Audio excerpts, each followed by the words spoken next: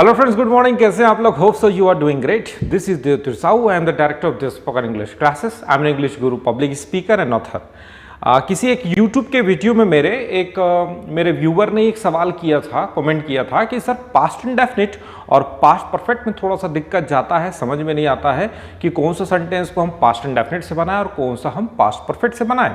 जैसे कि एक सेंटेंस में लेता हूं, क्या तुमने चाय लिया। अब इसका क्या होगा?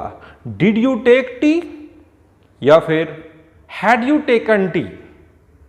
ठीक है, ठीक उसी तरह से क्या तुमने खाना पकाया था। अब इसका क्या होगा? डिड यू कुक फूड या हैड यू कुक्ड फूड। तो इस टाइप के कभी कभी जो दिक्कतें आती हैं उनको हम समझने का प्रयास करते हैं। ठीक है, तो दोस्तों सबसे पहले तो समझना होगा कि जो पास्ट इंडेफिनिट है और पास्ट परफेक्ट में बेसिक आपका डिफरेंस क्या है, इस चीज को थोड़ा सा आप समझिए। तो पास्ट इंडेफिनिट का पहचान होता है आया गया, और इसका होता है आया था गया था। समझ में आ रहा है? ठीक है, तो पास्ट इंडेफिनिट एक अलौता ऐसा टेंस है जिसमें पास्ट की बात तो होती लेकिन था थे थी शब्द नहीं आता है। ठीक, तो पास्ट इंडेफिनिट का यूज जनरली हम लोग बीते हुए घटना को सिलसिलेवार बताने के लिए करते हैं। जैसे कि कल मैं सुबह 6 बजे उठा, उसके बाद मैं फ्रेश हुआ, फिर उसके बाद मैं टहलने गया, फिर वापस आया, नाश्ता लिया, नाश्ता करने के बाद में ऑफिस गया और 4 बजे वापस आया। तो ये बीता हुआ घटना है, सिलसिलेवार आप बताना चाहते हैं। बट जहाँ तक पास्ट परफेक्ट की बात है, तो कोई काम को आपने बीते हुए समय में पूर्ण रूप से कर दिया था, करने के लिए कुछ बचा नहीं था। You have finished it, you have completed it. तो जिस काम को आपने पूरा कर दिया था, जैसे कि मैं उस दिन फॉर्म भर चुका था, मैंने उसे बता दिया था। ठीक है, भारत मैच जीत चुका था, मैंने पासवर्ड बदल दिया था। तो किसी काम को आपने कंप्लीट कर दिया था, पास्ट परफेक्ट टेंस का प्रयोग होता है। ठीक है, अब इस चीज को आप समझिए कि जब भी हम पुरानी बात करते हैं और किसी घटना के बारे में या कोई एक एक्टिविटी से संबंधित कुछ भी हम बताना चाहते हैं, तो वो पास्ट इंडेफिनिट में जाएगा या पास्ट परफेक्ट में जाएगा, इस चीज को समझिए। अब जैसे कि मान लो, ध्यान से समझना, कोई दिल्ली घूमकर आया और उसका दोस्त पूछता है क्या तुमने इंडिया गेट देखा। ठीक है, तो क्या तुमने इंडिया गेट देखा, तो इसका मतलब ये है कि ये पास्ट इंडेफिनिट है और इसके मन में और कौतूहल जाग रहा है, ये और भी सवाल करेगा।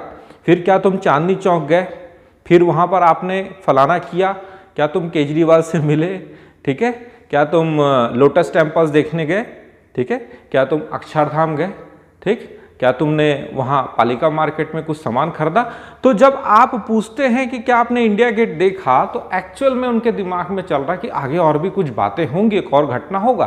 ठीक, लेकिन क्या तुम इंडिया गेट गए थे, तो ऐसा इससे फील ये होता है कि इंडिया गेट गए थे और उसके बाद चैप्टर क्लोज होने वाला है और आगे की बात नहीं होने वाली। किसी एक काम के बारे में पूछ रहे हो जिसको आपने डन कर दिया था, लेकिन क्या आप इंडिया गेट गए, ठीक है, तो ऐसा लगता है कि और भी कुछ बातें होने वाली है। फिर वो पूछेगा अच्छा इंडिया गेट गए, तो फिर आप उससे मिले, फिर उससे देखे, लाइक दैट। या जैसे कल आप पार्टी में आए तो क्या आपने दूल्हा से मिला, तो दूल्हा से मिला, उसके बाद क्या आपने खाना खाया, क्या आपने बच्चों से बात किया, क्या आपने उसको गिफ्ट दिया। तो ऐसा फील होता है कि और भी कुछ बात होने वाला है, उससे रिलेटेड कुछ और आप पूछने वाले हो। तो पास्ट इंडेफिनिट जनरली क्या होता है कि किसी भी बीता हुआ घटना है उससे रिलेटेड सिलसिलेवार जो भी बातें हुई है उसको बताने के लिए पास्ट इंडेफिनिट होता है। और पास्ट परफेक्ट की जहां तक अगर अपन बात करें, तो किसी काम को आपने एक पूर्ण रूप से कर दिया था, एक काम था जिसको आपने डन कर दिया, कुछ करने के लिए बचा नहीं, तो ये पास्ट परफेक्ट होता है। ठीक, अब यूज कैसे करना है, तो बड़ा सिंपल सा फॉर्मूला है, subject plus V2 plus object.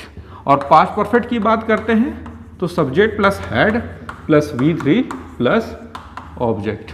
Clear है? तो यहां पर वर्ब का सेकेंड फॉर्म आता है, यहां वर्ब का थर्ड फॉर्म आता है। अफर्मेटिव में कोई हेल्पिंग वर्ब नहीं आएगा, लेकिन जब निगेटिव की बात करते हैं तो subject plus did not plus verb का फर्स्ट फॉर्म प्लस ऑब्जेक्ट आ जाता है। डिड के कारण वर्ब का फर्स्ट फॉर्म हो जाता है। इंट्रोगेटिव में आपका IW, डिड, सब्जेक्ट, वर्ब का फर्स्ट फॉर्म, ऑब्जेक्ट और क्वेश्चन मार्क आता है। ऑलरेडी इसके ऊपर मैं कई वीडियोस बना चुका हूं, आपने भी देखा होगा।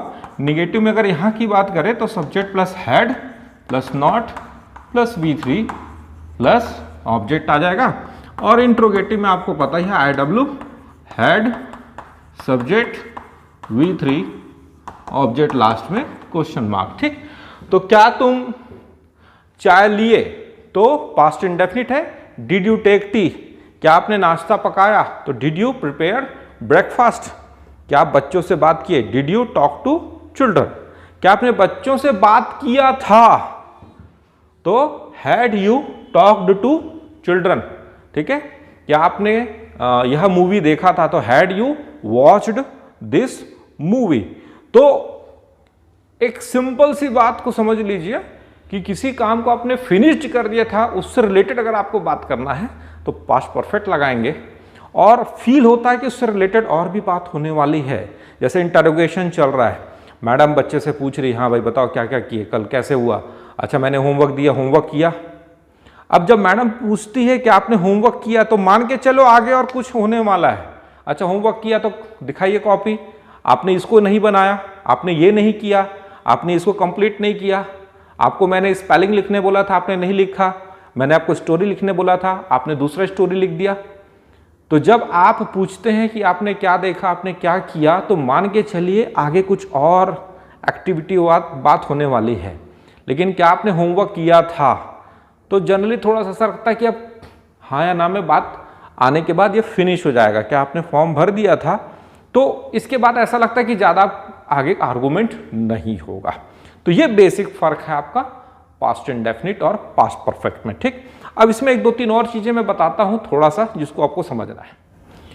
अब बात करते हैं थोड़ा सा इसमें डिड और हैड में।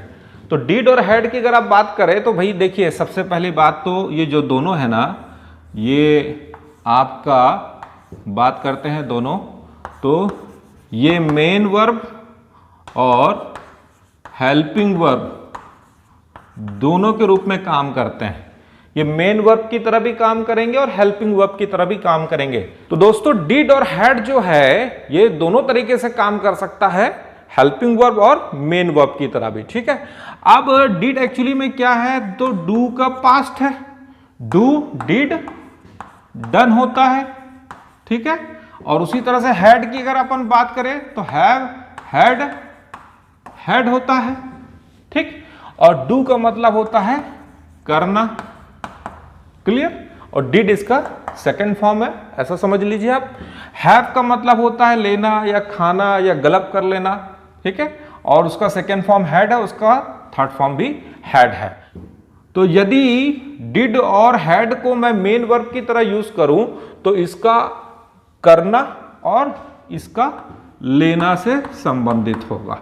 बट आपको पता है कि इसको हम लोग हेल्पिंग वर्ब की तरह भी यूज करते हैं, किसमें, पास्ट इंडेफिनिट और पास्ट परफेक्ट में आपने देखा है। ठीक है, अब एक सेंटेंस मैं बताता हूं जिसमें डिड को मैं मेन वर्ब की तरह यूज करूंगा। जैसे कि मैंने किया, तो मैंने किया तो आई डिड। ठीक है, और अगर मैंने नहीं किया बोलूंगा तो आई डिड नॉट डू।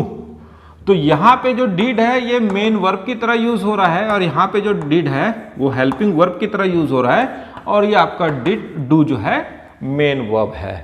क्लियर है, तो डू का अर्थ होता है करना, और डू का डिड किया के लिए यूज हो जाएगा, और हेल्पिंग वर्ब की तरह भी अपन यूज कर सकते हैं। तो ये दोनों चीजें होती है। ठीक है ना, ठीक उसी तरह से अगर अपन बात करें हैड, तो हैड जो है हैव का सेकेंड फॉर्म है, और हैव का मतलब होता है लेना।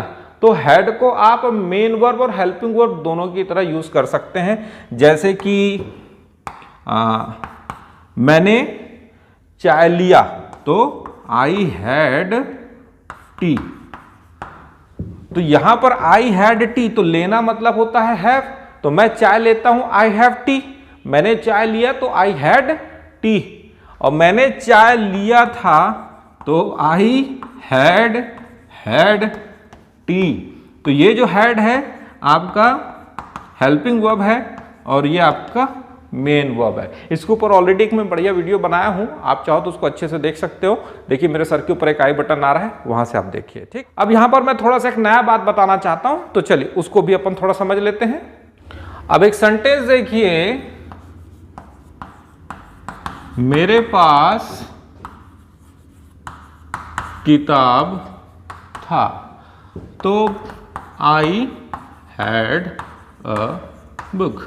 ऐसा आपने पहले भी पढ़ा होगा। तो बीते हुए समय में कोई हमारे पास वस्तु हुआ करती थी तो उसको भी हम हैड के माध्यम से बताते हैं।